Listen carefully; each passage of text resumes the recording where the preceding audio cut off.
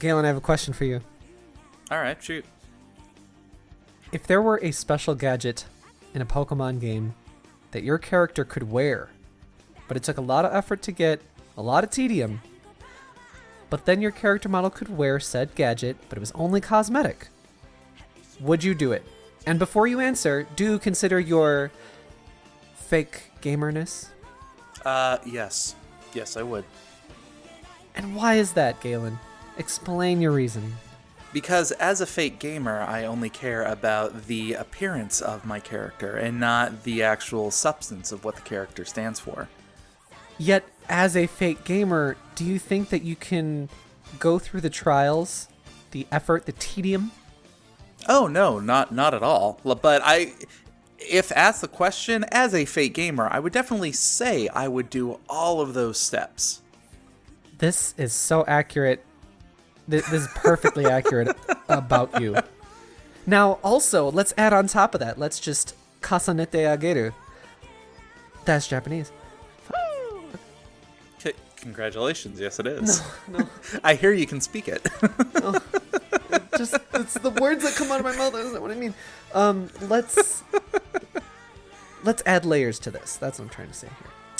Okay. If you could buy this in lieu of doing all of the tedium and stuff, but it was only like $199, would you do it? But then say you did the tedium. Actually, I would go ahead and complain actively that I would never spend money for an item like that, but secretly, yeah, I would totally buy it as a fake gamer. Right. But I have, like, this was all 100% accurate except for one statement. Complaining in regards to a Pokemon game. There's no complaining in Pokemon. There's no complaining in Pokemon.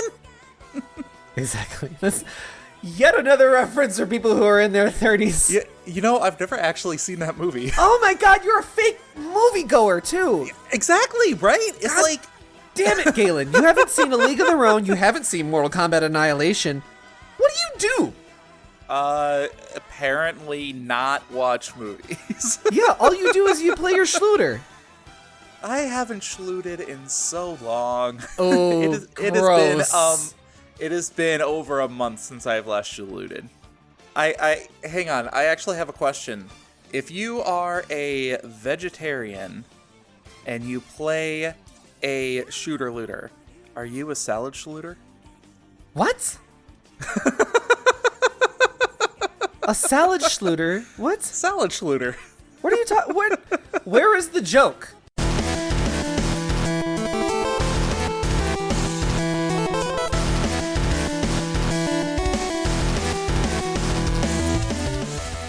Hello, my poison types and fairy types. Mostly poison types. Friends, thank you for joining us today on the Nintendo Everything Podcast, episode 54. My name is Oni Dino. With me, I have a leaked steel-type Pokemon that no one is talking about, no one is championing. It's Galen. You know, I'm still getting more attention than, like, what is this, the third, fourth version of Meowth that's out? Oh, yeah, okay. Wait, maybe spoilers that, so shut up. Always never, don't not shut up. Always shut up, you. Always don't, never shut up? What? So if you couldn't tell, boy, this is the Pokemon week. Pokemon just came out this week. Galen, did you buy it yet? Why not? Well, I have not bought it. Are you taking a stance? No. Is this what this is? Do you love it or do you hate it? I need to know, and there's only two answers to this. I want to play the game, but I refuse to buy it until I've beaten Luigi's Mansion. No, tell me, do you love the game or do you hate the game? What does this mean? I need to know your opinions.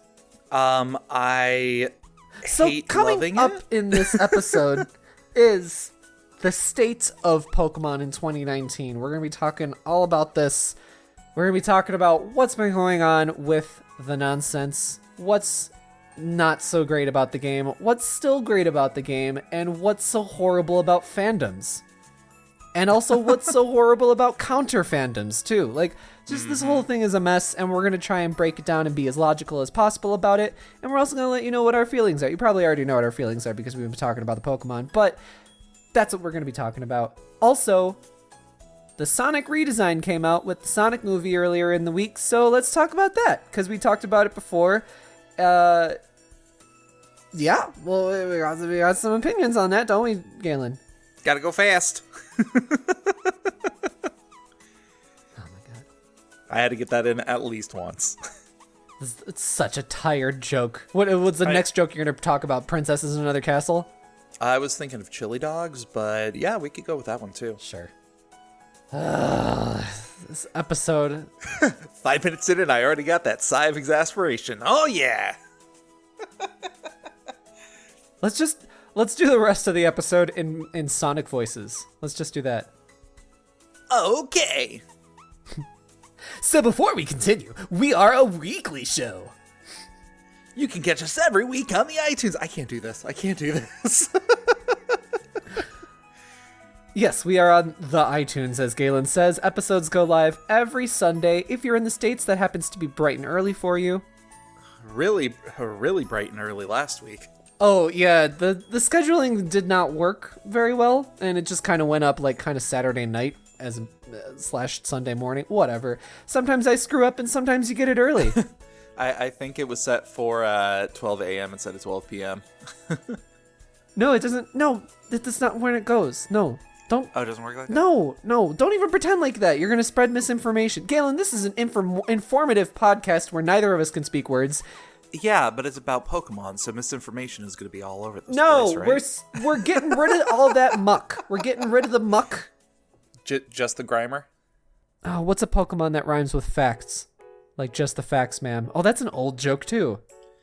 I think it would be, if you're looking at a pamphlet of information, it would be considered a primer, so you can have a primer Grimer. Oh. You know what? Not bad. Thank you. Okay, now don't talk for the rest of the episode. Ends on a high note. Perfect streak. Perfectly executed Pokemon reference. So we're on all of the podcast platforms, pretty much. iTunes, Spotify, Stitcher, Google Podcasts, Podtail, whatever the hell the other ones are called. Just check us out wherever you want to listen to it. And also, very kindly appreciated of you, these words coming out of my mouth, please give us a rating on your podcast platform of choice, especially on the iTunes, because that's where our overwhelming amount of listeners are from. What? It is the best way to support our show. Galen, it is what? Where are you? Wait, what was the question? Oh my god, why don't you listen? It is the best way to support our show. Oh, the iTunes ratings. Galen, this is deja frickin' vu, whatever, from last week. I'm tired, everybody. I'm sorry. I mean, you've heard yourself talk. Can you blame me? It makes sense up here, man. I know it does. That's why I try to be patient with you. Anyway, leave us a rating, please. We're going to read out the ratings on the Apple Podcasts on the show. Yeah. If I remember, because I forgot last week, but I'll remember this week, the end of the show. I'd like to do that a little bit more frequently. That was a lot of fun the one time we did it that one time. Oh, we did it twice one time. Oh, we did more than that? Okay. I don't know. You guys listen to the show. You tell us. I don't listen to this show. Let's make it another time. This is a solid 3 out of 10. This show. I wouldn't listen to it. Hey, no, that's not true, though, because we just got recommended recently. We were like top 15 out of the top Nintendo podcasts that you need to listen to or something like that. And we've only been doing the show for a year. And we only have a handful of good episodes. So yeah. So that's good. I feel like we have more than a handful. Well, I don't know. Maybe you need to improve a little more. And maybe you have to have a little bit more optimism for us. I'm not the optimistic one. I'm the cynical one. You're the optimist. And that's what we call balance. So, let's get this nightmare on the road before I die, because that's what I feel like I'm going to do. November is quite the month for me. It is... I don't know. I might lose my mind. This month has been going by crazy fast for me. So you know what else is coming up, Galen? Would that be our adventure log? It would be the adventure log, that's true. Nice, adventure log! No, we don't sing this one. Oh no, you're supposed to sing it. So, Fake Galer Galen, you have been... Did I call you a Fake Galer? Fake Galer? What is that? My consonants are all over the plus. Is that what they call people from the Galar region? Oh. Yeah. Oh, yeah, alright, yeah, not bad. Yeah, try to save it for you. Thank you, because that's all that this episode is going to be. I am a mess right now. Why don't you start off by telling me... Wait, no, hold on. Season 2, Dab. We have to plug our socials. You can find me on Twitter where I talk about games and I post videos from the video games that I'll be playing and I talk about them. It's at Oni_Dino. And then I do the Twitter where I do the food and sometimes take pictures of what I'm wearing. And that's at Oni_Dino. That's Instagram. Did I say that right? Yes, you did. And then I also play video games with my husband on YouTube called Game Married. Mm-hmm. Gayme married. Galen, where do you do things, internet? I do things on the internet on Twitter, and that is at Mobius087, as well as Instagram, where you can see basically just pictures of my pets and just kind of more. I feel like my Instagram is more of that like casual outlook or glimpse of my life. Boring. Really. Yes, that's the word I would use. Yeah, boring. It is the much boring section, but if you do want to follow it, that is at true_Mobius. Yes. Yes. So, Galen, why don't you tell us a little bit about a game called Super Smash Bros. Ultimate? Oh, okay. I have been playing a little bit of Smash Bros. Like we said last week. I got my hands on some Terry Bogard. Biting! I have to be honest, I like this character a lot more than Ken and Ryu. He seems a little bit quicker, and oddly, the fighting commands seemed a little bit more intuitive with while I was playing with him. Interesting. Why is that? I don't know. It's something about just like what I naturally wanted to do with the character. And it could also be like the spacing of his moves. Like my favorite move of his is the quarter circle back special attack where he like does his flip kick over and just like it has so many connection points and it does so much damage and it's so easy to combo off of as well. And then on top of that, his what was it, Phoenix dive or whatever, he jumps up in the air and then he like comes straight down. I've only killed myself once with it. I'm very proud of myself. Oh, cool. The spacing of his moves and everything seem very intuitive, and I really do appreciate that. With it made the idea of coming from a fighting game into a brawling game a lot easier of a transition. Okay.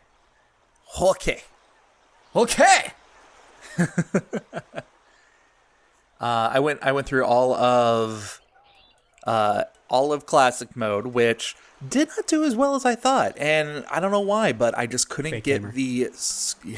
I couldn't get the scores up high enough with this character. Fun story, the character that I have gotten the highest score with in classic mode, Banjo and Kazooie. Oh, interesting. Yeah, I did not see that coming. Maybe it's because his inputs are so basic. Oh no, I didn't mean that as an insult. Like, despite my regular default state, I didn't mean that as an insult. I mean, of the DLC characters, he is the probably the easiest to understand. I feel there's not a lot of complexity to him. I would say that that's probably mostly because the other DLC characters have had intentional layers of complexity. Exactly. Speaking of the other DLC characters, it was really kind of weird because I went over into the Spirit DLC section where they give you, hey, you can get these spirits that are all related to the DLC character that just came out. And I noticed that they actually added one for Hero. Oh, yeah, I heard about that. Yeah, and it was so weird because it was just, here's this random spirit, and they did it with no one else. So, yeah, got to go back and complete it a second time, I guess. So are you going to make Terry one of your main people that you play as along with Samus? Possibly. I see, and here's the thing. I don't know who I would consider my main anymore in that game. Yeah. I mean, because there's 90 freaking characters. It's too many characters. There's too many characters. There's going to be more. Uh-huh. There's 6 more at least. I'm okay with that. I'm okay with that. Jesus. But, like, right now, if I had to choose favorite characters, I really like Ike. I really like Samus. I really like Zero Suit Samus. Me too. The Mii Brawler is also a weird one that I work really well with. I wouldn't say you work well with it. We played one game. Oh, come on. I've beaten you so bad every time that you've played as the Mii Brawler. You sure? You sure about that? I'm positive. Except for when I play in handheld mode. Yeah. We should have another match. We should have another match. You remember there was a stark difference when you and I played on the TV against each other versus when we played handheld.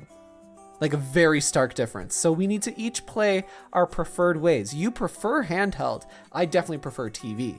And we can do it that way too. Yes. Yeah.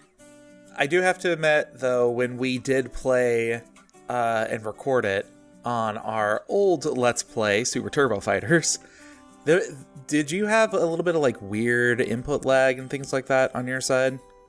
Like not enough to completely like ruin the experience, but it did feel a little odd. Nothing that I'm going to scapegoat and pretend it was according to the lag that I failed. Well, you do know it's my, fake gamer default. Gamerness. So Yeah, right. No, my skill level, you see, exceeded the lag. Yeah. Yeah. Okay. How about you? Huh? How about it? Want to talk about it? Could you repeat the question? I was over here like starting a counter of how many times you call me a fake gamer this podcast. Bitch, you asked the question. You asked it. Oh, stop it. Knock that off. The listeners at home, they heard that this bitch right here said the question of, did you experience the lag? Did I ask it with that question at the end? Oh my God. Dear listeners, thank you so much for listening to our podcast and accepting me for my huge flaws as a human being and my mental deterioration, because you are seeing it right now. I mean, listening to it, whatever. But wow, am I unraveling. Remember a year ago when you started the podcast and it was all like hopeful and you had like energy behind everything? Now it's just like, ugh, I have to talk to this guy for like 2 hours. Yeah. Uh-huh. Yeah. So, Oni, before I go further into what I have been playing this week, what have you been playing? I have been continuing with Destiny Connect. I played a ton of it this week. Now, this was the one that you only played briefly the week before when you were telling about it. That is correct. Okay, cool. Now this week, I got way more impressions. This is it's on the Switch JRPG throwback game to like SNES era JRPGs and also sort of PS2 era JRPGs. It reminds me of some of those. I think you described it as a SNES game made in the PS2 era. That's correct. It makes no sense, but it makes sense aesthetically when you think about it, for the people that understand those games. Mm-hmm.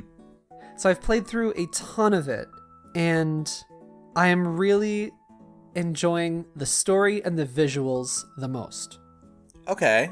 The visuals are just so great, and there's the perfect amount of motion blur added to all of the little different animations that just make things feel smooth, or like this extra sheen is on it. It kind of reminds me a little bit of World of Final Fantasy Maxima on the Switch. Oh, okay. In a good way, because I was kind of lukewarm on World of Final Fantasy, but visually it was super, super great. And that's how I feel about this game too. Visually so good. All of the battle animations are just so much fun, and they have so much punch to them. Yeah. It really makes the turn-based battles that you're going to be going into constantly in the game still feel so exciting and fresh. Like, I uploaded some videos on my Twitter about it, or not about it, but I mean of it, and just, you can see if you watch like those videos, like just how much punch is in the sound effects and the animations when the characters fall over or whatever. It's great. It just feels so good for the 100th or 200th time that I've used this one skill or whatever, you know?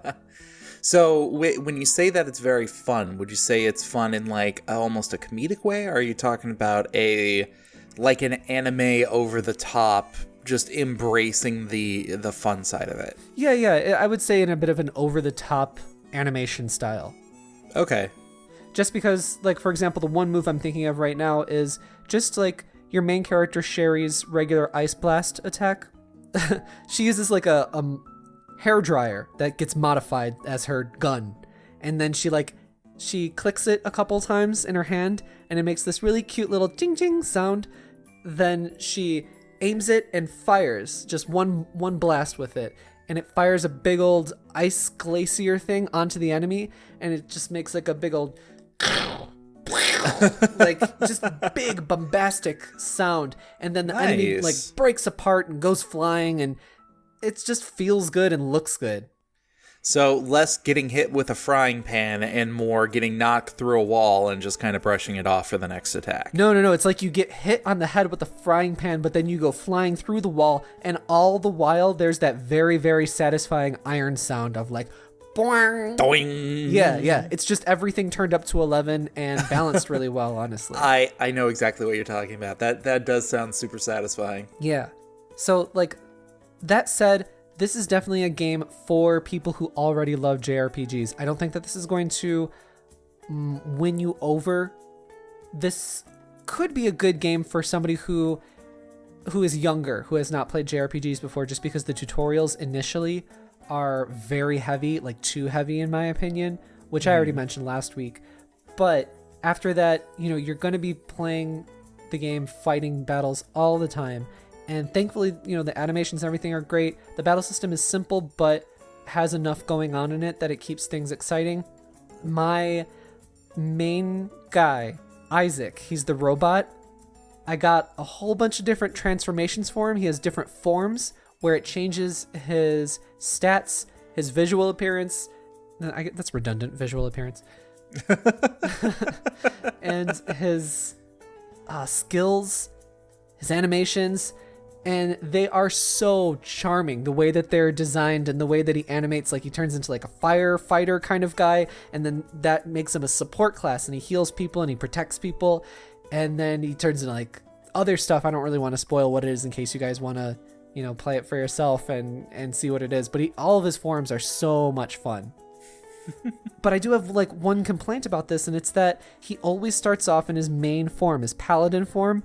It doesn't stay in the form that you transformed into last battle. So like if I transform into the firefighter guy in one battle, the next battle when it starts up, even if I ended in that form, the next battle when it starts up, he's back in his paladin form, his regular form. I don't exactly know why they've chosen to do that, because it's not like one form is overpowered or something like that, or like it's unbalanced so you would have to go back to the other form. It's nothing like that. I don't know. It hasn't worn off that it still bothers me. I really wish that it would just start back up, because what ends up happening is that I end up using some of those forms a little bit less, just because you have to transform every time if you want to use those skills. So I end up transforming just a little bit less in the battles. Okay. And then in addition to that, with the battles, the layout on some of the maps is a little bit uninspired. The visuals are great, and like what you look at around the towns or wherever you're at is always visually interesting, and I really enjoy that, but I don't get to look at the environments too much just because the enemy placement is very heavy. Really? Yeah, like there's tons of enemies, and then they reappear too, and I don't know why they've done that, because I want to look at my environments. I know that that's kind of a me thing. I don't think that that's the standard, but I love looking at my environments and just stopping but I can't really do that because the enemies are going to run after me, and I'm going to be constantly getting in battles. So it's a very scenic view, but you're stuck in traffic the entire time, and you can't draw your focus away from that. Yeah, you're stuck in like stop and go traffic, so you have to be constantly paying attention. That's the worst. But I'm still having a lot of fun with it. I just wish they would have dialed back some of the enemy placement, because there's still lots of enemies around for you to fight and to run away from or to be cautious of. Mm-hmm. There's too many of them there for no reason, because they reappear very quickly as well. Yeah. Another positive that I have about the game is that there's a lot of really fun localized names. Okay. There's some palette swap enemies in there, and so you'll fight like a flying toaster enemy, and then it's called like a slightly different thing each time, and it's got, different skills, different stats and stuff.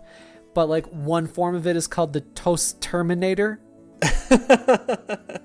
And then there's an oven, a flaming oven with, fire coming out of its burners. Yeah. And it's called Amelia Searhart. Oh, that's fun. Yeah. There's a big boss called Benny Arcade. They definitely went to town on having fun with some of these localized names, and that's not even like the half of it. There's so many more that I took pictures of that I didn't even remember now. I love it when the localization team just gets the opportunity to go ham and just like make it as fun as they want to. Go ham? What are you, like a 12-year-old in 2017? Sure. Why not? We can't say young people lingo. Fortnite. Dab, dab, dab. No, shut up. By the time that we hear it and we understand it, it's already past us. Like, what is yeet? I don't know what yeet is anymore, or at all. I'm just gonna yeet. I don't like that. That sounds like, oh God, what was that old thing that people said? Skeet. That's what it sounds like to me.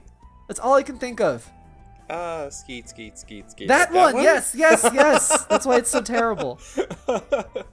Anyway, the story has gotten really interesting and really touching. It's not like breaking any new barriers or whatever, but it is very charming and touching. I especially like where I'm at now. I don't want to talk about it too much because I don't want it to like spoil it for people. Yeah. But it starts to get kind of Back to the Future-y. Oh. Which is fun, and then it starts to get pretty heavy later on, and this is helped by the animations and the visual style, but it's really just heartwarming. When you say that it is heavy, and I know this might be tough to answer, not wanting to give too many spoilers away, but yeah. Are you saying more from a character development standpoint? Yeah. Or are you talking more of the gravity of the situation? Character development, mostly. Okay. Yeah.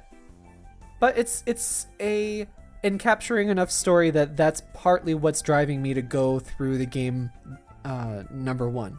Because I really enjoy the battle system, but I'm at the point right now where the battle system isn't really evolving or anything like that, so yeah. I haven't learned anything new in a long time, and I don't think I'm really going to be learning anything new until the end. And so I'm having fun. I'm at like a solid neutral fun on the battle system, but the story is pushing me to go through and keep going with the game. So it's definitely catching your attention. Yeah, I like it a lot. And okay. The characters that you play as, they're all kids, and they all feel like kids, they act like kids. Like your main girl, Sherry, she just gets upset by things, and she makes like pouty faces and stuff, and it's written from a good point of view as a child.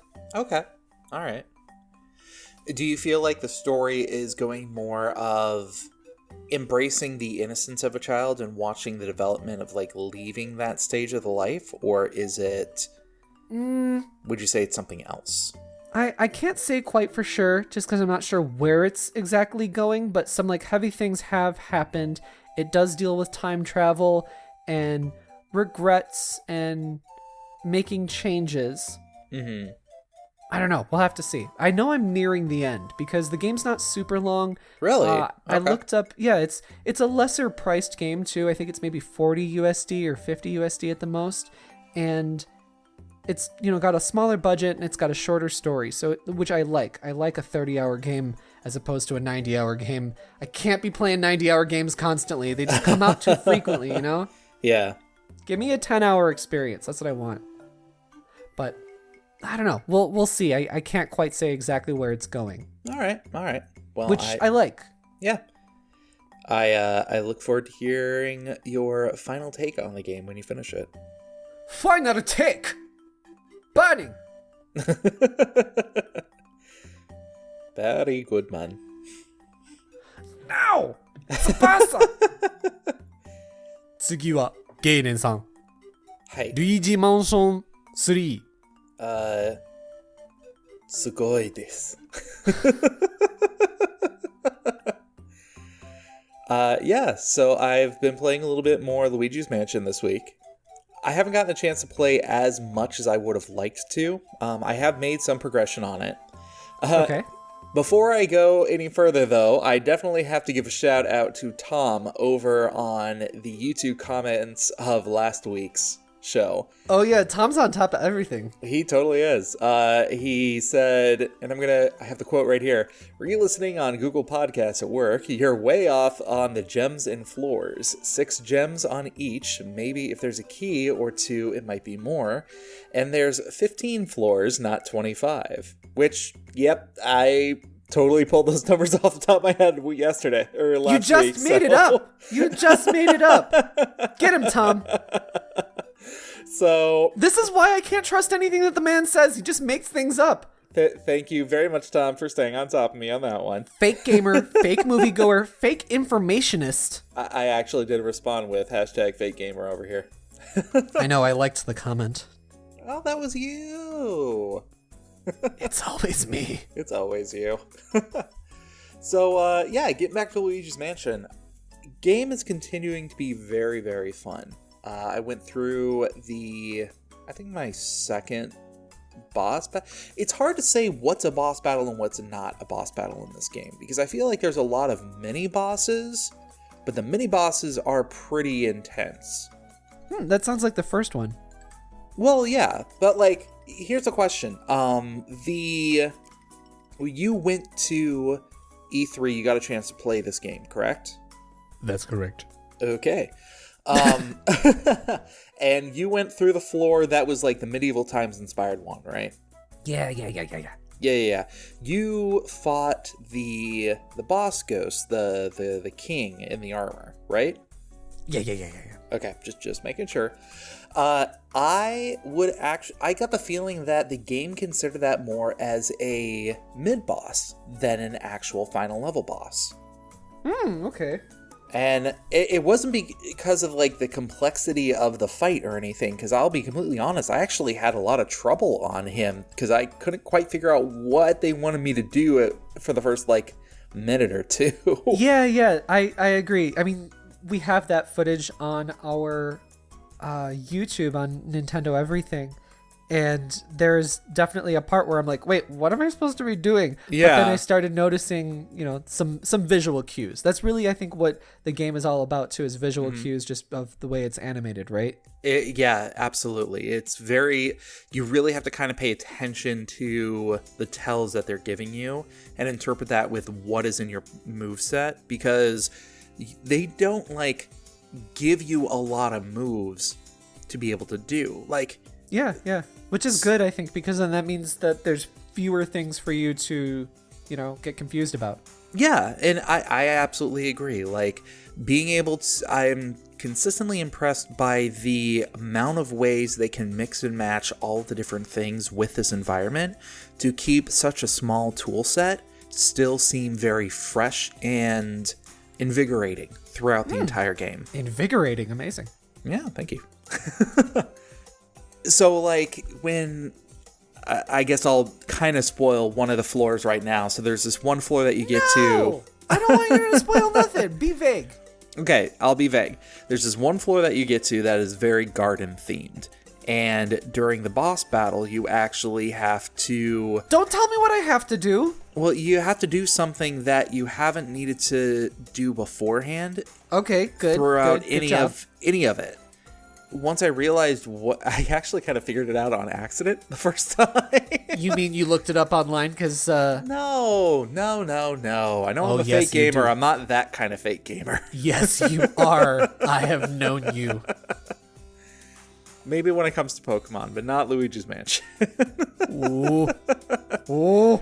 And those freaking blue medals in Resident Evil 5. I will admit, I looked that crap up. Those were so easy to find. Are you not pulling all the dick of right them? now? What the fuck? I can say they weren't easy to find because you were right there alongside me, not able to find them. That is BS. That is truth. I don't remember any of that. Also, you could buy the maps in RE4. No, RE5. Oh, RE5. Yes. Okay, yeah. RE4. What are you talking about? Yeah. All right, yeah, RE5. So. Because that was also a game where it was very corridor heavy, more so than 4, and you were not looking at your environment very much, and then sometimes like you would kill the mob of enemies because that was just like mob after mob of enemies. Yeah. And once you did, then sometimes it auto-progressed you to the next thing, so you had to be looking for the gems while you were fighting mobs of enemies. While you're in the middle of combat, yeah, and there's no going back to that previous stage. Mm-hmm. That definitely is not the case in Luigi's Mansion, though, because not only do you have the opportunity to kind of take your time in exploring, but I have yet to find a place that you couldn't get back to one way or another, even like after boss fights and whatnot. That's great. I love that. I love that in games. Mm-hmm. Absolutely. So I'm going to continue playing on this one. The game is so much fun, and it's turned into my decompression game at the end of the day. So like I come home, the wife and I have dinner, and then I'm just kind of like, hey, let's play a little bit of Luigi's Mansion, and I'll pop it on and like play for like an hour or something. And it's the perfect bite-sized chunk of rounding off the day.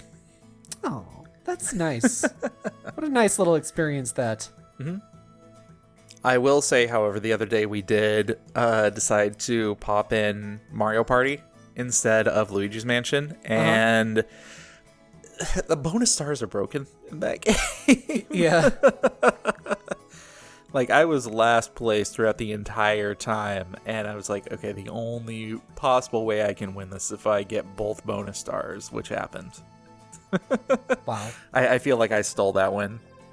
I can't believe that they still haven't added... I mean, now I would not see them doing it, but I can't believe that after that game released a couple months later that they didn't add like 2 more boards by free DLC, just because there's too few boards on that game. Right?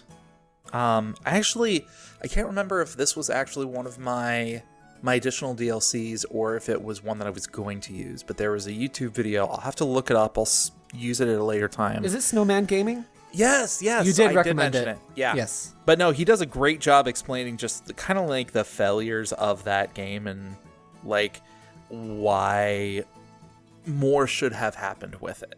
Yeah. So.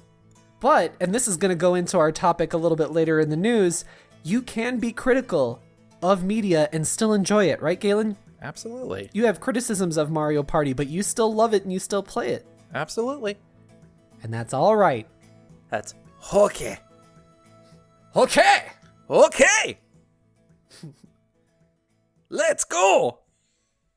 I don't know, I'm just doing voices now. Yeah, that's... We know. Believe me. Oh. I'm sitting over here with the listeners, and we're looking at you with the side eye, and we're like, yeah, we know, Galen. And our eyes roll back into their sockets. I've got plans to play D&D a little bit later. I got to get my voices kind of under control. Oh, let me get as far away from that as possible. Oh. I don't know. D&D just isn't like... I don't know. I don't have the patience for it. I don't know what it is. Yeah? I really don't know what it is. Wrangling the cats together to get everybody to go in one direction or even meet up at the same thing is like a challenge in of itself. The game that we're going to be playing tonight, this is like maybe 3-4 weeks in the making from the last time we played, so... I think I could do it if... So, Galen, you know my sensibilities when it comes to video games and JRPGs and stuff like that. If you gave me, like, 4 different options, which character do you want to be, and that kind of thing, and then we go on, and, like, my skills are easy to understand, and just there's not all of these, like, unknowns in it, you know? And I'd be able to be, like, playing through it as if I were playing through an old JRPG. So you would prefer to have those options given to you with still the flexibility of being able to choose which option you want. Yeah. Okay. Because there are some people who prefer the open worldedness and be like, hey, you enter into a town that was recently ravaged by demons, what do you do? And they say, well, I'm going to go ahead and leave that town, go to the next town over, and start a bakery.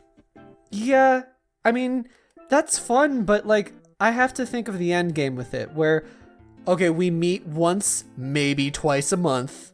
You know what I mean? Like, I want to see this through. Oh, yeah. So that's my problem. Like, I want it to be basically the board game equivalent of me playing Lufia 2 or Phantasy Star or something like that. Okay, you walk into a town that was ravaged by demons, you got there, you know, a day after this happened.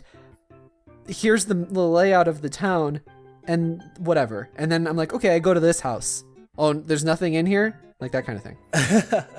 I really wish that you had lived close to me, like last year when I was doing my previous D&D campaign, because that was something that was about 6 months in the making that I had very grand ambitions for, as far as like storyline and what was going on with the world. And basically by the end of the 6 months, they had just gotten through what I considered the tutorial level that was like setting up what was actually going to be happening and everything. Oh, so it never got off the ground. Well, okay, so... Oh god, this is a story. I'm sorry I asked. Well, it started with, I had these different plot threads coming together where you had these 2 guys who were part of a bandit village, and then you had another person who was a rogue, and the third person who was just coming from a neighboring country or something. And the first couple of sessions was them all getting together and finding a single cause, which they each had their own motivations as to why they were all getting together and why, you know, safety in numbers was a preferable choice. So it continued on that they found out that the bandit leader for the group that 2 of the members were actually with were planning an assault on the village that was close by. And meanwhile, what I thought was going to be this like grand plan of them kind of like sidetracking that and maybe letting the town know and evacuating survivors, they actually turned it into this, we're going to defend this town at all costs, which I totally did not see coming out of, like, that character choice came out of nowhere, but it totally made sense if you looked like deeper into how they wrote their characters. That doesn't sound like fun to me. It just doesn't. As you're talking, all I can think about is like, I have to do this and I want to do this and I could be playing this, and it's just not my bag. D&D is just not my bag. You know what? Fair enough. I enjoy it very much though. I'm very glad that you do. Let's take a quick word from our sponsor. This week, the podcast is sponsored by... Say it with me, Galen. Koei Tecmo! Yeah, that was close. I'll edit it and post. It's fine. What's up, Koei Tecmo? Hey, guys. Do you think they actually listen? They do. They do. Awesome. Yeah. Thanks for listening, guys. Oh, Jesus. So, dear listeners, are you looking for a new role-playing game to play this holiday season? Then check out Koei Tecmo's beautiful new title, Atelier Ryza, Ever Darkness, and the Secret Hideout. This is a brand new storyline arc in the popular Atelier series and follows teenage tomboy Ryza as she sets out on an adventure in hopes of leaving her mundane life behind. Along the way, she learns the magical ways of alchemy while discovering something evil lurking beneath the surface of her tiny island. Can Ryza and her ragtag group of friends save her hometown in this Stranger Things inspired adventure? Buy the game today to find out. Atelier Ryza, Ever Darkness, and The Secret Hideout is available now across North America, Europe, and Japan for the Nintendo Switch, PlayStation 4, and Windows PC via Steam. Thank you, Koei Tecmo. Domo arigato. Domo arigato, Koei Tecmo. Domo. Domo. I'm hoping to be playing a little bit more of that game this coming week. Yeah? Yeah. I really like that game.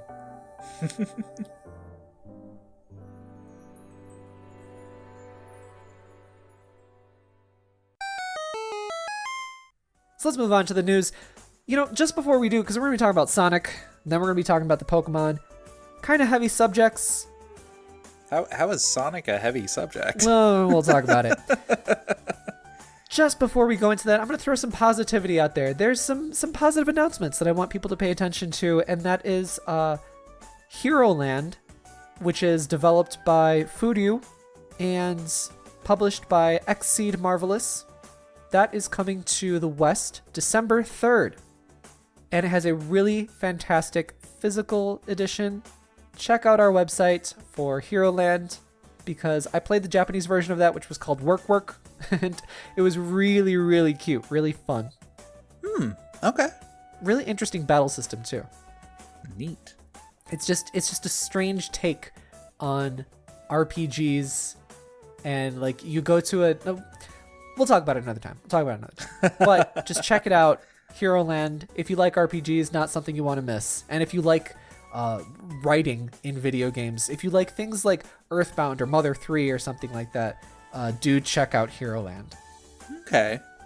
And then Nice. another thing that I want to throw out there for positivity's sake is Trials of Mana had a really big like art and animation announcement or dump or whatever you want to call it this week. We have all of that stuff on our website. Some gorgeous, gorgeous art coming out of that game. I always love the Mana series art. It's just so high fantasy mixed with like just a skosh of anime, and they do such a good job with it. It just feels so fantastical. I have it set up as my desktop background actually. So check out our website for all that beautiful Trials of Mana art. Cool. And so on the topic of animation, there was a Sonic movie redesign happening. Finally. Maybe finally. Well, it's like this has been a long time in the making, regardless. Yeah, there was that first trailer, and God, it was probably one of the worst designs I've ever seen. For anything ever. Sonic looked like a small person who had been like tarred and feathered with Sonic costume.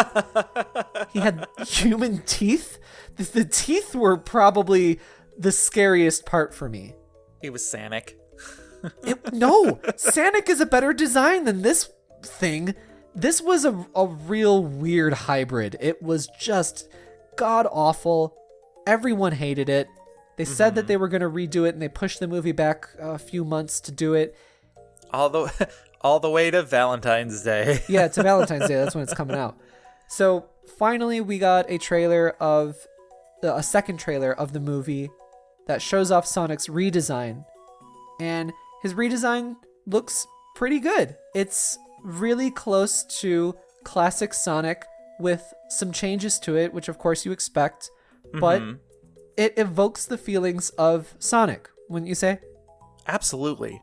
And I feel like a lot of the reason why it feels so much more accurate to what we perceive as Sonic to be is because they did actually get Tyson Hesse, who was an animator for the Sonic comics, actually to come in and consult and help out redesign the character.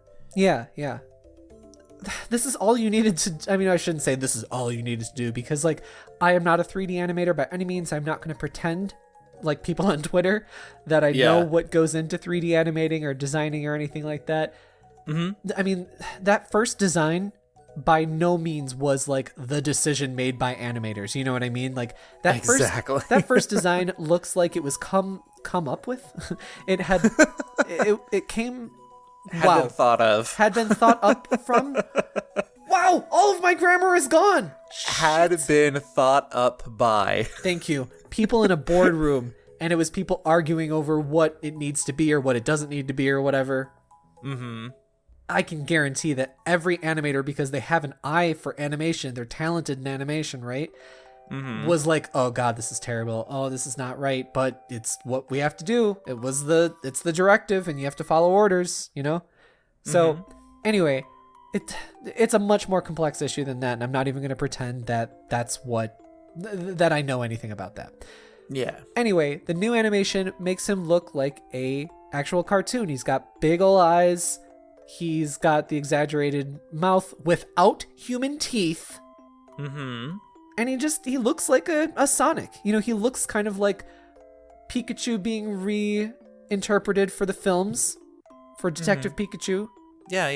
I have to be honest, watching this trailer really kind of triggered more of my nostalgia sense than anything that I had seen beforehand. Yeah, sure. I hate talking about nostalgia and all that stuff, though. Like, this trailer, in terms of being a marketing thing, because that's what a trailer is it's marketing, did a good job, and that's what it needed to do, of hitting those nostalgia bones and, I'm going to say something here, tricking you into thinking that this movie is going to be good. Because I do not think that this movie is going to be good. However, it's a video game movie, right? Mm-hmm. The Sonic design looks good now. If the design is good, that's really all it needs to be, in my opinion, because it's just a video game movie. It's going to be a whatever plot. Same thing with like Detective Pikachu. It's kind of a whatever plot, but the Pokemon stuff in it was fun, right? That's all it needs to be. My thoughts are also that in the first trailer, that looked like a terrible movie, even separated from the Sonic design. That just didn't look good at all. And that stuff is still presumably in the film, right? This is a much better trailer, and they did a really good job with this trailer. But I don't think it's going to be a good movie. I don't know if it was the way that they actually cut the trailer itself, but I do actually feel like they gave Sonic a bit of a personality change as well. He did actually seem a lot more fun in this trailer than in the previous one. Yeah, that's why I'm saying it's a good trailer, though. You know what I mean? Like, I don't know. I don't like trailers because they are a marketing thing. They oftentimes nowadays will give away too much of the movie or be misrepresentative of a movie. Like, there was a movie that I really wanted to see. I didn't end up seeing it just because of time or whatever. I want to say the title was called They Come at Night or something like that, or It Comes at Night maybe. And the trailer looked really good. It looked like a horror movie.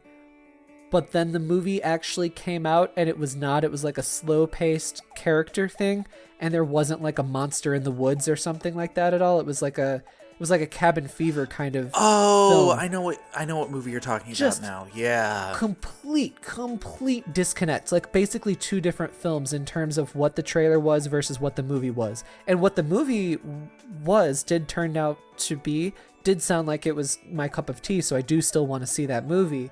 But like that's just, an example of how movie trailers can be so very misrepresentative of a film. So like, I don't know. What a trailer needs to do is it needs to get people excited for product so they can consume product, And this did a good job of that. So I am saying that this is a good trailer. I just don't think the movie's going to be good. Like, I don't care. What do you have to say about it, Galen? Well, and going back to like what we saw from the trailer itself, I do kind of want to address that I feel like they changed up Sonic's personality a little bit.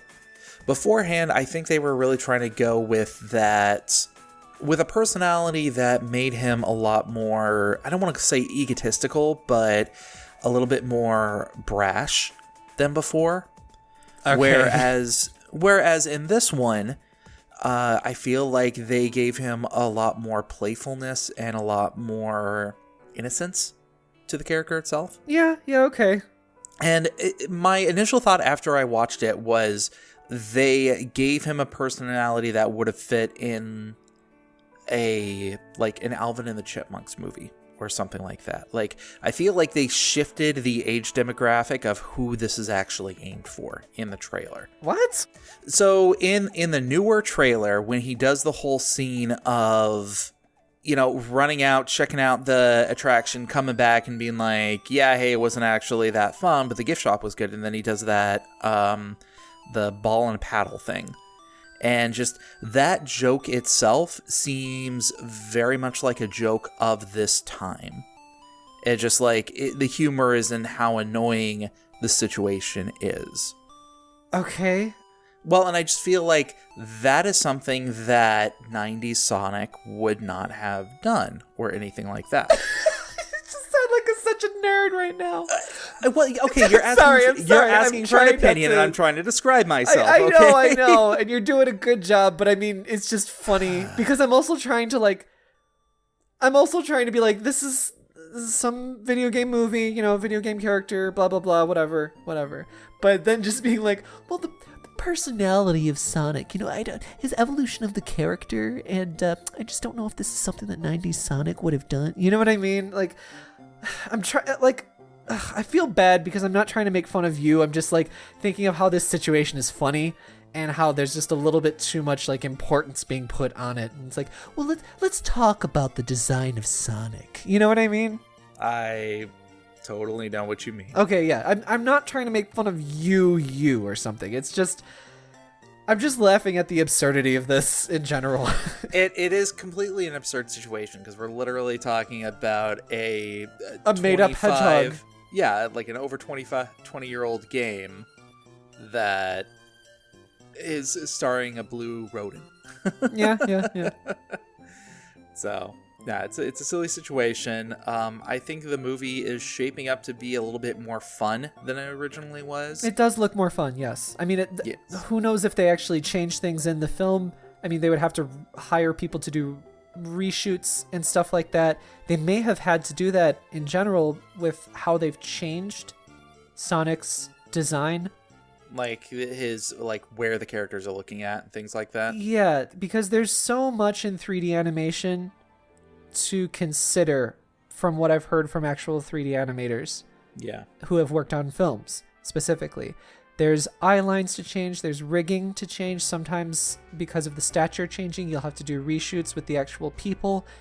It's a huge thing. It's not just putting a new design on the same bones, which is something I've heard a lot of people on Twitter talking about, which is not something that exists at all. That's a made up misunderstanding of what 3D animators do. Yeah. This was a huge undertaking. It's good that the studio listened. I hope that a whole bunch of crunch wasn't involved. We will not know until something solid comes out of this. Yeah. As a side note, I still think that Jim Carrey was completely miscast as this role. Yeah, you would think on paper that he would be a good cast, right? Mm-hmm. But also, I really don't like Jim Carrey. I would have much rather had Drew Carey versus Jim Carrey. Well, it doesn't have to be a Carey. I would have much rather had Mariah Carey as Dr. Robotnik. I'd watch that. I'm not going to lie. I'd watch that. I would too. And I'm going after Sonic. You don't know any Mariah Carey songs, do you? No, of course not. What do you mean, of course not? She has the voice of an angel, and she is smoking and literally insane.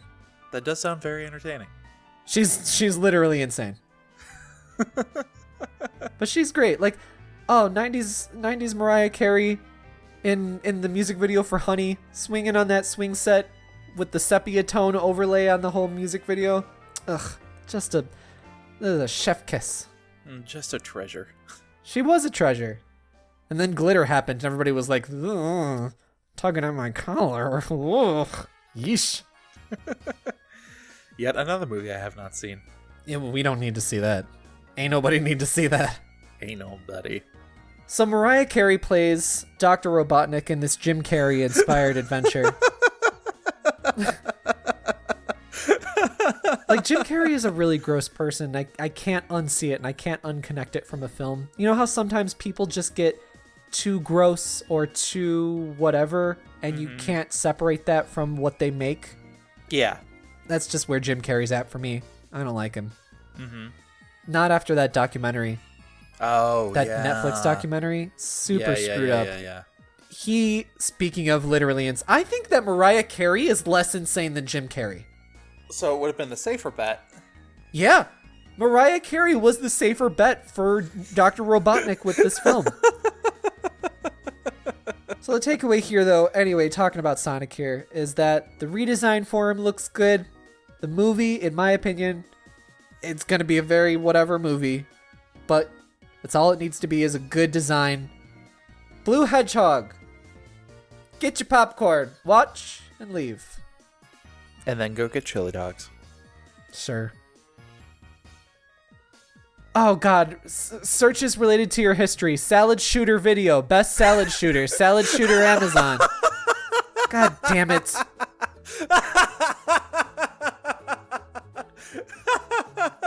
God damn it. So this week is Pokemon. Pokemon Sword and Shield finally coming out on the Nintendo Switch this week. This has been quite a thing. Let's talk about the state of Pokemon in 2019.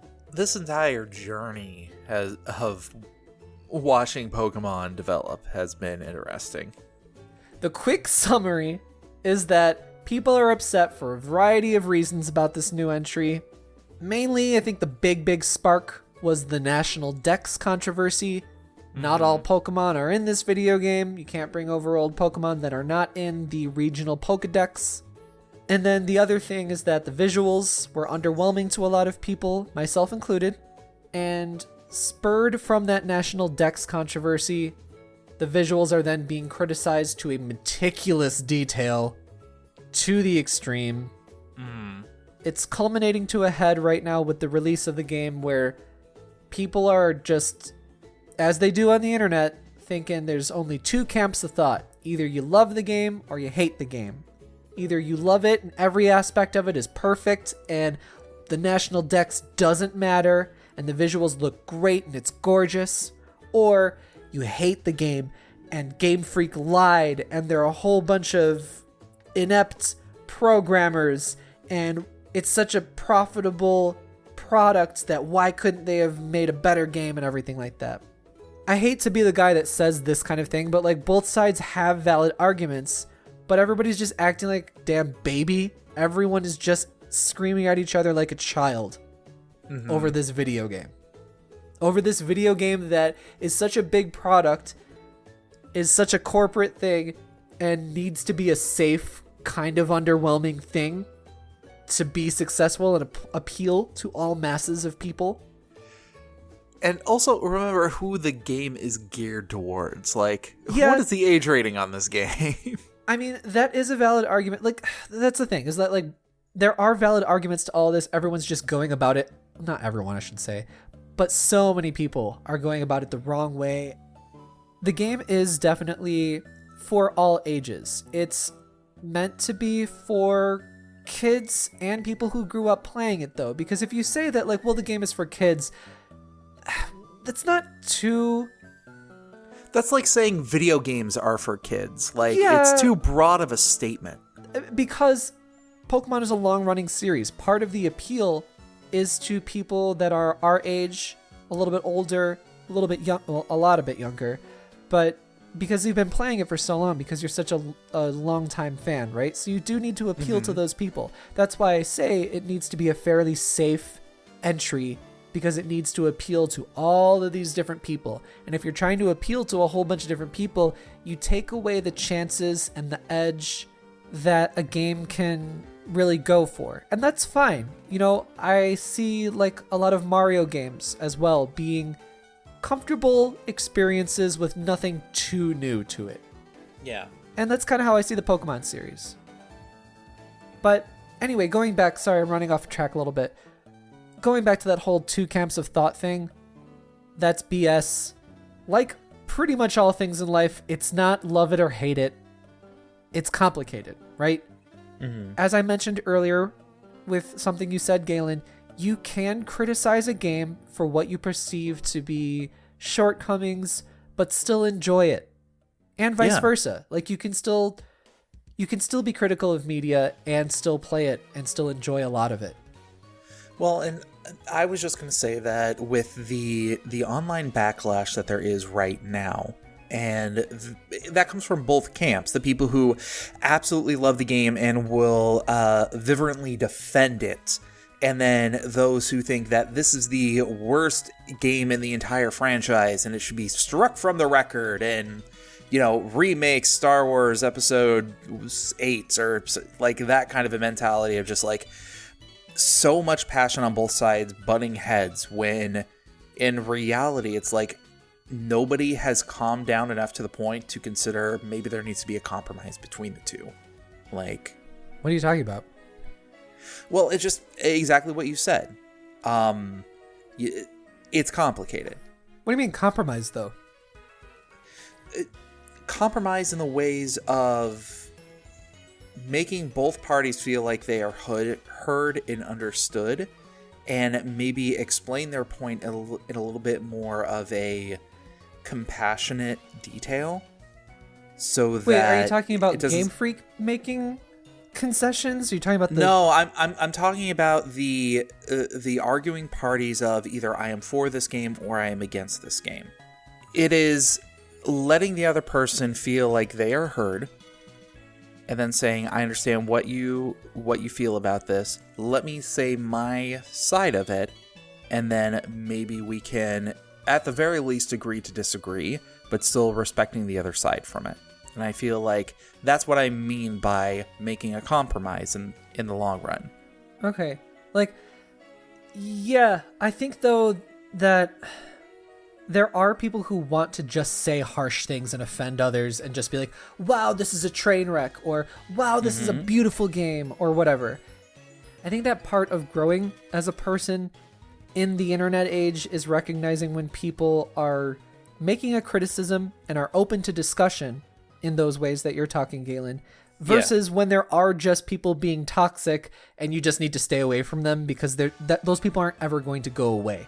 Yeah. You just can't pretend that they're looking to have a discussion with you, or that you can show them another side of things, because sometimes they don't want any of that. They just want to be unreasonable, and you can't argue reason or logic with somebody who's being illogical. No, I 100% agree with you on that one. And there are some times when you just have to bite your tongue and just, you know what, okay, you're going to hate this no matter what happens.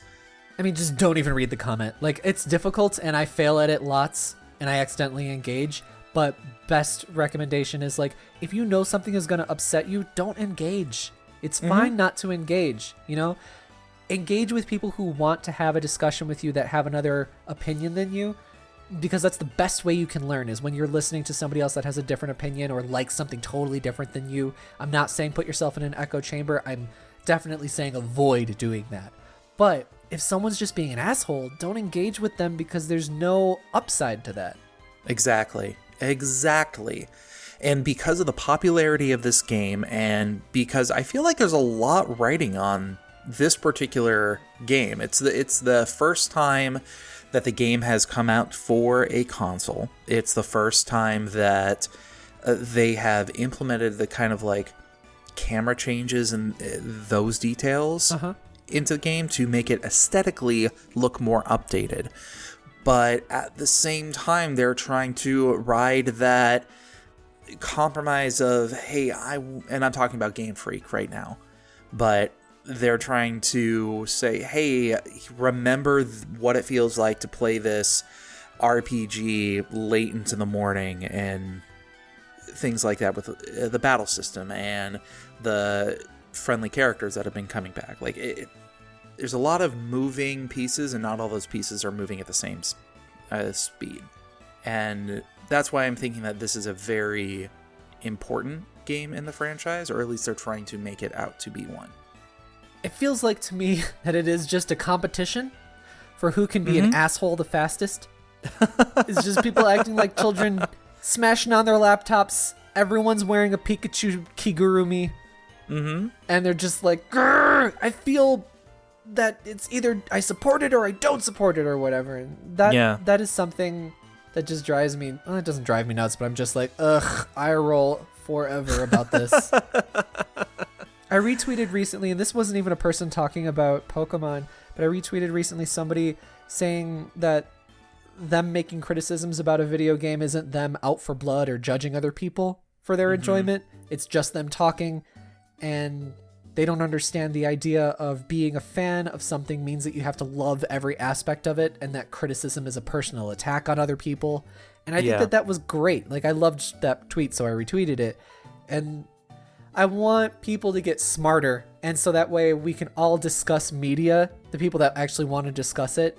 You can be critical of the thing, because, like, for example, my thought on Pokemon ever since it kind of was revealed is like, oh man, kind of bummed on the visuals. They, it looks like an extension and an evolution of the 3DS visuals, but I was really hoping for something that would wow me a little bit more.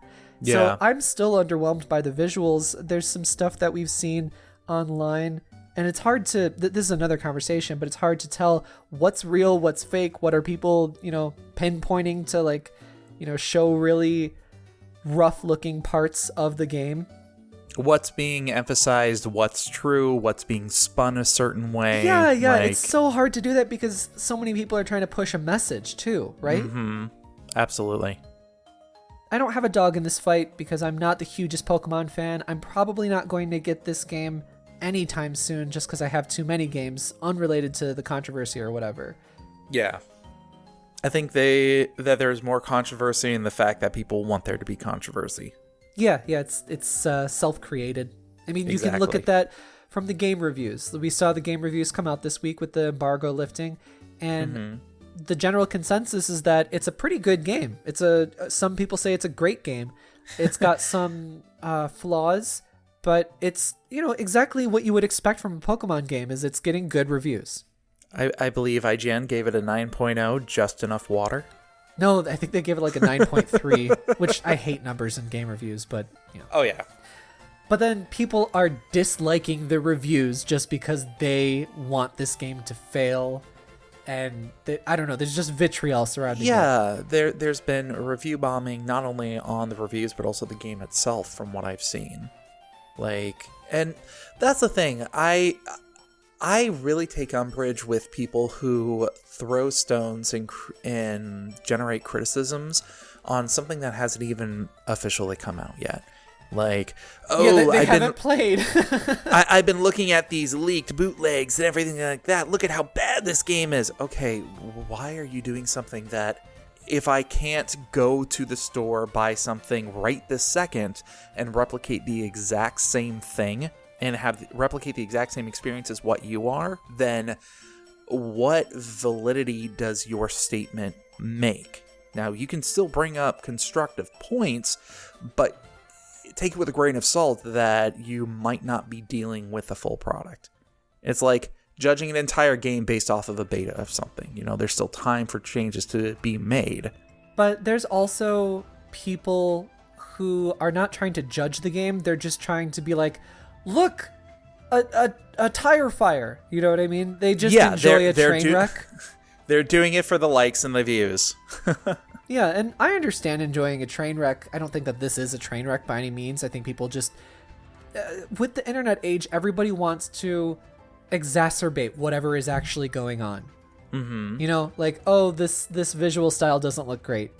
Oh my god, this visual style is atrocious, is what the thing is going to be. Like, oh, so-and-so disagrees with so-and-so.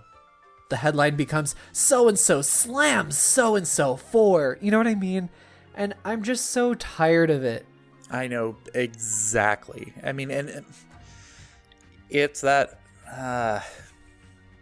cancel culture aspect of just like, this is something that I absolutely hate, so I'm going to make sure that I wreck this thing as much as I possibly can. Yeah, I don't know. The cancel culture is definitely a different subject for us to talk about another time. Yeah, that might be a little bit extreme of something to, or an extreme claim to make. But. Because with cancel culture, there's like people saying like, oh, well, you should never, fault somebody, and everybody deserves, a third or a fourth or whatever chance or whatever. But like going back to like me talking about Jim Carrey with the Sonic thing, if I can't remove the gross things of him as a human being, or at least what I perceive to be, from his actual work, then that's kind of all it is for me. And then that would be perceived as me canceling him or whatever. And it's like, but that's how I feel. Like, I don't know what to tell you. You know, I can't watch his stuff anymore because it's not interesting to me. Yeah. And, you know, talking about the game reviews and stuff and like wanting the game to fail, I understand like a passionate fan being like, I want the national decks to come back in the future games. I want the visuals to look better in the future games. Therefore, I want this game to fail to show the company a message, a financial message. I very much understand that point of view. But wanting the game to fail or wanting other people to not enjoy the game is totally wrong in those regards, because people are going to enjoy their whatever. It's a form of entertainment is what we have to remember too. People need to be allowed to enjoy the thing, you know?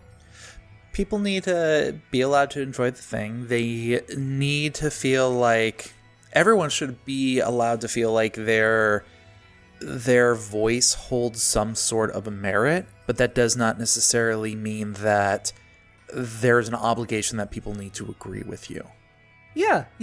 I tweeted or retweeted something I heard way earlier in the week, maybe it was even 2 weeks ago, where somebody said a really good statement of, just because your feelings are valid doesn't mean that those feelings are a logical reaction to a situation or something like that. They definitely put it in a way more eloquent version than that. But I don't know. Just be calm enough, smart enough, as much as you can to look at a situation from multiple points of views and to consider yourself wrong or learn from a situation. Never dig your heels in the ground. Never just fight with people. Never just yell at people. Yeah. Pokemon. Do you have any thoughts on how the game is shaping up? Like, neither of us have played it. Neither of us have bought it yet. I mean, it's... The game literally did just come out, like, today, I think. Don't tell people when we record this podcast. It'll take a little bit of time to find out what sticks and what actual criticisms do have validity to it. It's waiting for the noise to kind of settle down a little bit more. Yeah. The National Dex has been a pretty big sticking point for a little while now. Yeah. I just kind of realized the Pokemon move list has also been limited as well, which I find really interesting, especially for when they focus so much on bringing your Pokemon over. And yeah, okay, you won't be able to bring every single Pokemon, but moves are a little bit different. Like, I was really surprised to see that they're not making more of an effort to incorporate all of the moves from the previous games.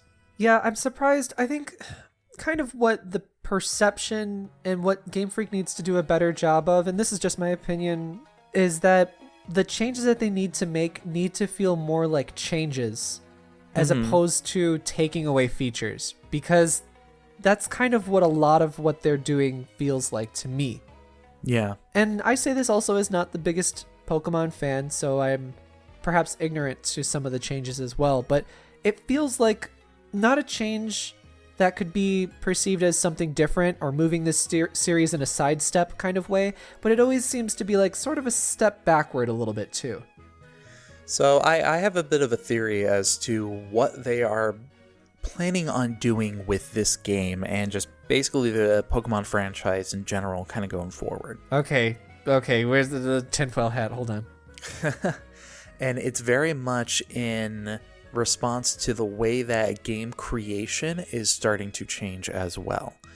I mean, the concept early access is something that did not exist back when the first Pokemon game came out.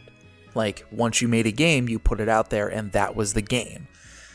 Companies are very quickly realizing that that's not necessarily the case anymore. They can put out a product before all the pieces are in place. What I really think is that we are going to be seeing a lot of updates, possibly some DLC, that will be bringing future Pokemon to this particular game. I think they have put, like 400, 500 Pokemon in what the Galar National Dex is right now.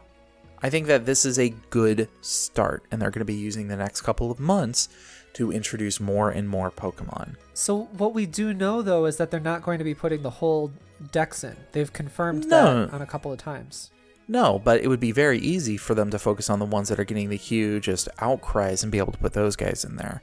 And the fact that from the data mining leaks that we have seen that there are a lot of sprites in the game for Pokemon that have not made that national dex. Yes. Is what is helping me support this theory of just like, this might be the first Pokemon game that we see where they have rollouts and updates that will increase the quantity, increase what is actually in the game. That doesn't surprise me because that is a marketing tactic that has been adopted, and I don't disagree with it, where they add more content for free later on. And I'm fine with that because it helps to keep the game a little bit more fresh. Yeah. Well, and I felt like that was worth mentioning because we have not seen that in a Pokemon game before. And while we have seen Nintendo games do that in the past with like Mario and Tennis and other games like that. Mario and his Tennis. brother Tennis. You know, Game Freak is technically a separate company, so they have a little bit more control as to how they want to proceed with the evolution of their franchise. On paper, yes, but they still have producers to answer to. Absolutely. One of those producers is Nintendo. All I'm saying right now is that I feel it's hard to kind of judge this game for all the criticism that it's getting, simply because this is not the final product of the game. I believe that it is not the final product. I don't subscribe to that thought. I think that when a game comes out, you can criticize a game for when they make the consumer pay for that product. You know what I'm saying? Mm-hmm. Just like with games like Anthem, where they come out and they are not finished. You know what I mean? But you made your person pay for that product, so you can criticize that product as a full retail product because that's what it is, right? Yeah. So same thing with Pokemon. As long as you've actually played the damn game, you know what I mean? You can make criticisms of it. And also criticisms are not like wholly bad too. Like I think talking about video games, that's what we do here, right? We talk about video games, and that's the most fun thing about video games for me in addition to playing them. Mm-hmm. Making a critique, talking about the good, the bad, all of that is fun to me. All aspects, positives, negatives. Yeah. And that's what I like to talk about here. That's what we're always going to keep doing on Nintendo Everything Podcast. I think it's great to learn like that. That's how you learn. I know I've learned so much by listening to people that have different opinions than me who can be eloquent enough to describe what it is that they love about this thing that I don't understand or that I actually don't like. And they're open. So not me. That's not true. That's not true. I just give you a hard time. Aw, friend.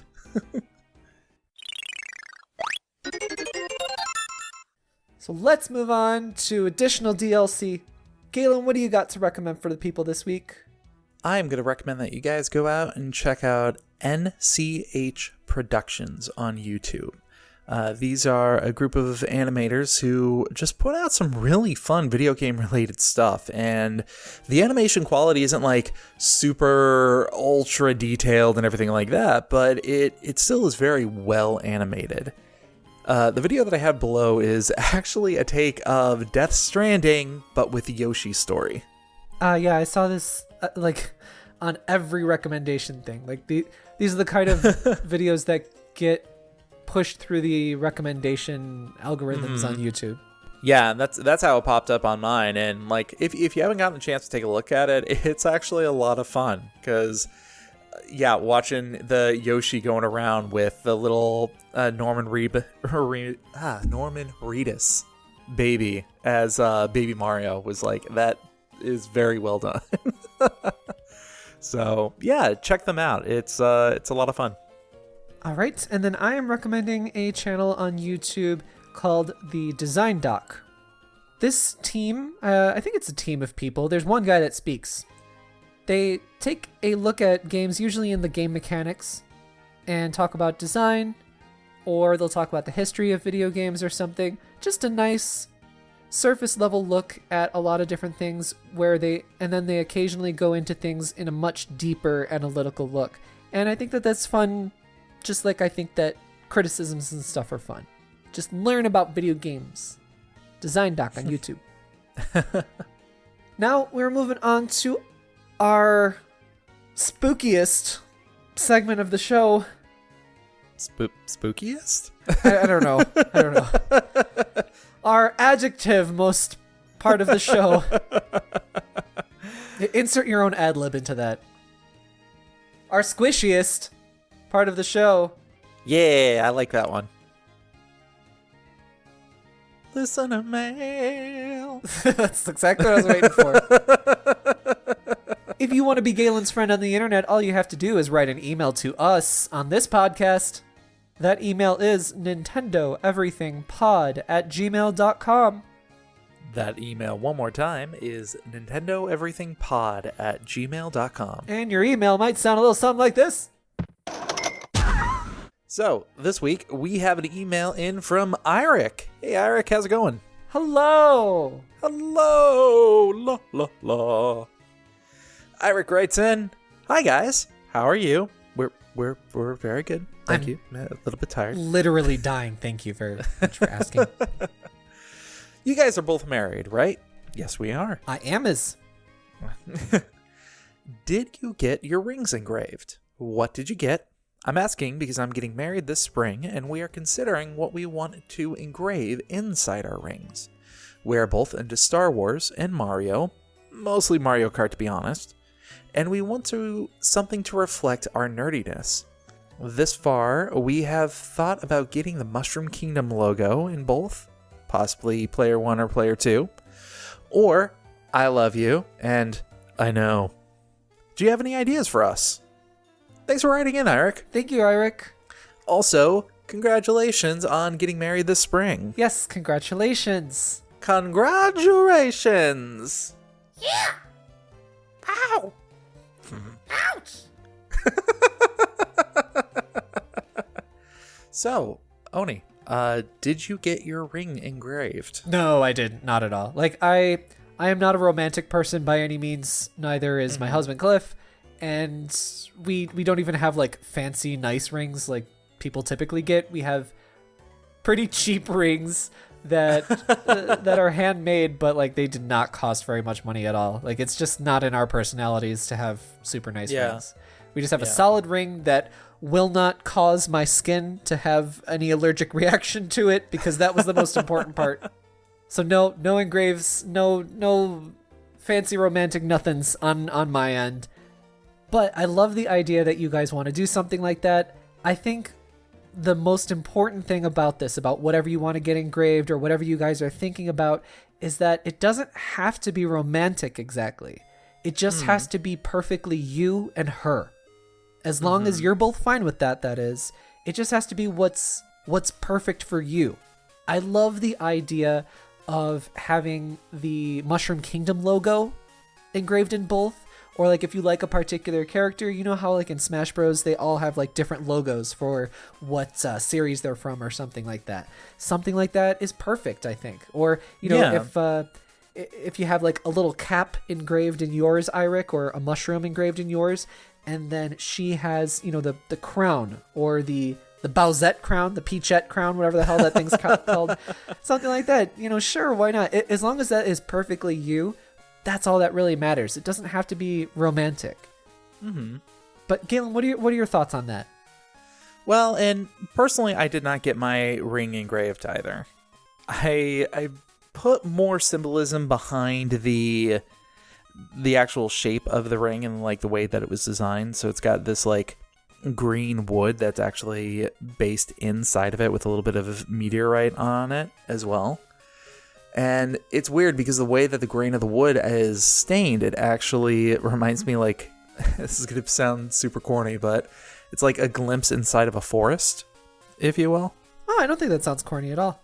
And just the symbolism behind that is what was always special to me personally. As far as something that is engraved in the ring itself, I mean, I'm kind of right there with you, Oni. It's just like, I highly recommend you go with what feels most natural to you. And if there is something that is specifically connecting the two of you that you both share a very passionate interest in, like for Star Wars, getting like matching Rebel logos on the inside of it, or if you're, go Empire or First Order, if you guys are go that way. I also know almost nothing about Star Wars. So I'm really sorry, Eirik. I am not the person to be asking about this. I was talking to my friend because I saw The Last Jedi when that came out. I was talking to my friend. I was like, oh, Princess Leia's a general now? Did she stop being a princess? And then my friend responded to me. She's like, her planet got blown up in the original trilogy. And I was like, ooh, I don't even know that detail. Damn. Jeez. Yeah. Yeah. And yet you play JRPGs. Yeah. Oh, that's hilarious. I really like the idea of something written inside the ring itself. Like the message of I love you and I know. That's very classy when it comes to a nod to Star Wars. There's another quote about like balance in the Force that is actually from like the prequel movies, if I'm remembering correctly. I can't remember the exact specifics of it. Yeah, I believe Jar Jar Binks said it. Dark Lord of the Sith. One of the Gungans, I'm sure, said something really smart. You could just have that Ewok quote of yum, yum. Just put that in it. So, also another thing I want to say about this too, though, is that you don't have to think too hard about it. You can always change things or have a different ring, like depending on how fancy of a ring you're getting. You can always get another ring too. Like, I hate the idea of having to choose something that you have to stick with for the rest of your life or whatever. If you feel the same way, I reckon, like, kind of the choice is kind of making you more nervous rather than the content, and it's more about the choice, then I would say just make sure it's something that feels right. If it feels different later on, then you just, have a different ring, or have a separate ring that isn't the wedding ring and it's just another ring that you wear sometimes, and you change your rings out sometimes. Like, you can do whatever the hell you want, We're humans. Everyone can do anything now. So, fun story, my wife actually has 2 rings, one that I proposed to her with, and then when we got the actual wedding band itself, we kind of realized that it didn't exactly match like the tone of the engagement ring that I got her, so we got a second ring to go along with it to just kind of make it one complete set, and she switches between the two. Yeah, so why the hell not? You know what I mean? And yeah. They don't have to be super fancy, expensive rings too, as long as that is cool with the both of you, and then they don't even have to match. Like my friends that just got married, they got I'm not married. They proposed to each other. They both have different rings. They don't even have matching rings or anything. You can do whatever the hell you want. I'm sorry, that's probably not the answer you were looking for. I probably just kind of left you in the same exact spot when you asked this question. But something I forgot. I wanted to say this. Something that I always thought was really cute is in Ocarina of Time, Zora's sapphire is used by Ruto to be the kind of engagement ring. Mm-hmm. And so she gives it to Link and he accepts it. So that means that they're going to get married, right? And then Ruto is like, oh, well, we're married now when you meet her in the future. So if you had something like that, like Zora's sapphire, engraved on the inside of the ring, I think that's really cute. You know what? I know I'm repeating myself on this, but at the end of the day, just go with what feels best for the two of you and know that there's no wrong choices in this whatsoever. Yeah. So. Because it's just about you. Like, I would just, like, write down a bunch of things that you're like, oh, maybe this one sounds good, maybe that one sounds good. And then, like, you get together and you guys look over the list together, and then something is going to come across that looks really good to you. And like you're just going to kind of see it in her face or vice versa. And you both are going to kind of smile about it because it's nerdy and it's like, this is stupid, but you know what? It's perfectly us. And it's just going to feel right. And I think that's what you should go with. 100%. I'm also under a little bit of pressure because I'm like, oh my God, he's asking me about something that he could be engraving in his ring. Holy shit. You did say, hey, send in your life advice questions. I didn't mean this. This is entirely on you. This is entirely on me. But You know what? That was a life advice question, and I did think about it for a while. I thought about it throughout the week. Yeah. So, thank you very much for writing into us, Eirik. And Eirik, you know what? When you guys do come up with a decision, let us know. Send in pictures. Send in pictures. That's a little personal. Okay, or don't. I mean, they can send in pictures. You know, they can send in videos and stuff too. I don't know. I think that's a little personal. Oh, shut your goddamn mouth. Chris sent us in some really cool stuff that was, personal to him. And I thought that was awesome. If you guys feel like it, feel free to share, whatever stuff. But I think it's weird to request it. Gotcha. I don't know. I'm losing my mind right now, so everything I'm saying is weird. Oh my god, I don't know what I'm gonna do. The holidays are so hard, and I have this work stuff coming up. I'm busy with work. I could power the electricity in my place with the amount of vibrations coming off of my body right now. So again, thank you, Eirik. Thank you so much, Eirik. And congratulations, of course. Yes, congrats. If you want to write in your life advice to us, send that email to NintendoEverythingPod@gmail.com. That email, one more time, is NintendoEverythingPod@gmail.com. So what is coming up? What's coming out on Nintendo Everything? We got a bunch more Pokemon coverage coming up. We did some translations from Famitsu. I believe it was Famitsu. I don't remember. I edited things and I translated things myself along with one of our other translators here, and I don't even remember what the source was. I'm pretty sure it was Famitsu. You tell me. As soon as it goes live, you tell me.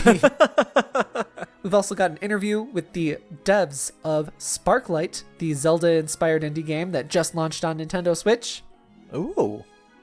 Bunch more details coming out of Sakurai on Smash Ultimate, but of course, talking about that awesome song, Psycho Soldier. You know what? I'm going to put that at the end of the song. Or no. Oh, I don't know what to do. Do I do? Oh, little baby. Oh, little baby. Do I do Psycho Soldier or do I do, yeah, I'll do Psycho Soldier. That's what I'm going to do. And then next week, I'll do the Tokyo Mirage sessions. Psycho Soldier is a freaking awesome song, and the rearrangement that they did for Smash Ultimate was great. Do it. You can read all about that in the translation that we have prepared for you on our website, NintendoEverything.com. Stay connected to us on Twitter at NinEverything, and our YouTube, that's also called NinEverything. And like I said earlier in the show, my Twitter is at Oni_Dino. I'm posting pictures and videos and talking about video games. Come talk with me about video games. He does enjoy talking about video games. Yeah. Positives and negatives and everything in between. And then on my Instagram, I'll show you the food I'm cooking. And if I ever get dressed, I will show you what I'm wearing on Instagram at Oni__Dino. And of course, we're uploading videos still on Game Married on YouTube, GAYME. Married, that's me and Clifton Roy playing video games. What series are you going through right now? I've been noticing you've been going through Animusha for a while. Yeah, I love that game. So we will record more of that, but for right now, we're taking a little break on that just to, keep things a little fresh for people. We have more Marvel Ultimate coming up. We have Monkey Ball. And we have some other things planned that we're going to record this week. But I don't want to exactly say which they are because I don't know which ones we're going to get to. But I'm also super crazy busy with work and this stuff coming up. So we're going to keep it, light. Still light. You know what? It sounds like you need to play a game where you play as a goose who gives no. I do need to honks. get that game. You mess with the honk, you get the bonk. Exactly. The game is so good. Press Y to honk. Best button press ever. So stay tuned to the Game Married on YouTube, and you'll see whatever we post. We also have a Twitter where we post the videos when they come out, so you can stay up to date there. The Twitter is probably at Game Married. I don't remember. Galen, what about you? I've got a Twitter at Mobius087, and I've got Instagram at True_Mobius. That's it. Short and sweet. It's a first. It's a first for Galen. If you'd like to see me on any other platforms, reach out on one of those two. Let me know. Maybe I'll expand my my reach a little bit if there are people who would like me to go out there. Galen is going to expand his reach upon you, dear listeners. Yes. Creepy. Galen, what is some life advice that you want to leave our listeners with here at the end of the podcast? The people that are listening right now, the truest of truest listeners. What do you want to say to them? Be kind, be tolerant, and always be mindful of other people. That's really nice. Yeah. I thought you were going to say, like, always eat your cereal. Just drink your Ovaltine, people. No, that's going to be for the December issues. Oh, okay. Yeah. What's your favorite cereal, Galen? Ooh, that is a tough choice. Are you a cereal person? Whatever I can eat in the car with way too much milk. Oh, God, he did that. He did that when we went to the Nintendo Switch preview event. You're just bringing back nightmares. I know I am. Honestly, I like don't basic even tell Cheerios. Me. Don't even tell me. Next episode, you can tell me. Next episode, we'll hear about his cereal. So, tune in next week and everything Nintendo. Stay tuned to Nintendo Everything. Bye-bye. If I talk about cereal on the next episode as well as this one, will that make this I'm serialized? Actively fading music out over you. Nice.